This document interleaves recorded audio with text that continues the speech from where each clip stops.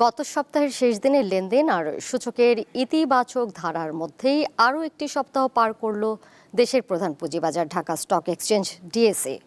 এর মধ্যে সপ্তাহের শেষ কার্যদিবসে ডিএসইতে দৈনিক লেনদেন দাঁড়ায় 468 কোটি টাকায়। এছাড়া ঢাকার বাজারে সপ্তাহ শেষে মোট বাজার মূলধনের পরিমাণ বেড়ে যায় 6,059 কোটি টাকা, আর দৈনিক গড় লেনদেন হয় 427 কোটি টাকা। দেশের প্রধান পুঁজিবাজার ঢাকা স্টক এক্সচেঞ্জ ডিএসসিতে গত 5 কার্যদিবসে সূচক ও লেনদেনের ক্ষেত্রে কিছুটা চাঙ্গাভাব ফিরে এসেছে।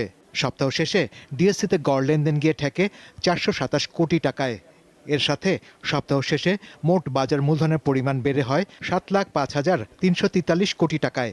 সপ্তাহের শেষ কার্যদিবসে ডিএসইএক্স সূচক 55 পয়েন্ট বেড়ে মোট সূচকের পরিমাণ দাঁড়ায় 5,149 পয়েন্টে।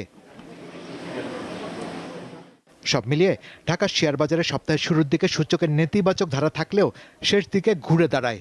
সরকার যদি এটার দিকে না তাকায় তাহলে আমরা বিনিয়োগকারী যারা আছি তাদের খুব ক্ষতি হচ্ছে। আমার মনে করেন এখানে প্রায় 50 লাখ টাকার শেয়ার আজকে আমি বিক্রি করলে আমি পাবো 3 লাখ টাকা 4 লাখ টাকা। তাহলে আমার এই টাকা যে চলে গেল, তাহলে আমি এই টাকা কীভাবে ফেরত পাবো? তাহলে সরকার যদি এগুলো আমাদের দিকে না তাকায় তাহলে আমরা এই শেয়ার বাজার থেকে 1 টাকাও বাইর করতে পারবো না, নিতেও পারবো না, ওই টাকাটা বেনিশ হয়ে যাবে। লেনদেন আস্তে আস্তে কমে যাচ্ছে, 300 কোটি টাকার দ্বার প্রান্তে চলে আসছে।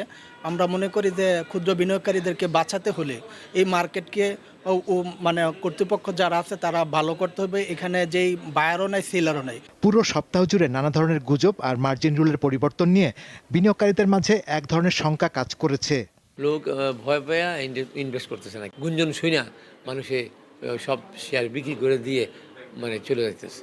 এ অবস্থায় পুঁজিবাজারের উন্নয়ন ও নিয়ন্ত্রণ, এক্সচেঞ্জ সমূহে কার্যকর প্রাতিষ্ঠানিক সুশাসন প্রতিষ্ঠা, সিকিউরিটিজে বিনিয়োগকারীদের স্বার্থ সংরক্ষণ করা জরুরি বলে জানান বাজার বিশ্লেষকরা। মার্জ হতে যাওয়া 5 ব্যাংককে বিনিয়োগকারীদের স্বার্থ দেখা উচিত বলে মনে করেন তারা। ট্রেন্ডটা অনেক শার্পলি ডাউন ছিল, কিছু স্পেসিফিক কিছু কারণে ছিল।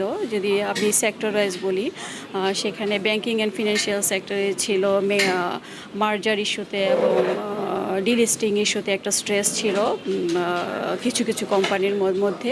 টেক্সটাইল সেক্টরে ডিভিডেন্টের সময় টেক্সটাইল সেক্টরগুলো ভালো ডিভিডেন্টের, কোন কোম্পানি ভালো ডিভিডেন্ট দিচ্ছে, তো কোনো কোম্পানি ইপিএসের সাথে ভালো ডিভিডেন্ট দিচ্ছে না, সেগুলো অবজার্ভ করার বিষয় ছিল। পলিটিক্যাল একটি ইনস্টেবিলিটি ছিল। আমাদের বিএসসিসি কিছু সংস্কার মধ্যে কিছু রুলস রেগুলেশনের কারেকশনের ইস্যু ছিল, সেটা বিশেষ করে মার্জিন রুল ইস্যুতে বিনিয়োগকারীরা খুব বেশি স্বস্তি পাচ্ছিল না। শেয়ার বাজারের বিনিয়োগকারীদের গুজবে কান না দিয়ে দেখে শুনে বিনিয়োগের পরামর্শ দিয়েছে বিএসইসি। শাহরিয়ার ইমন, দীপ্ত সংবাদ, ঢাকা।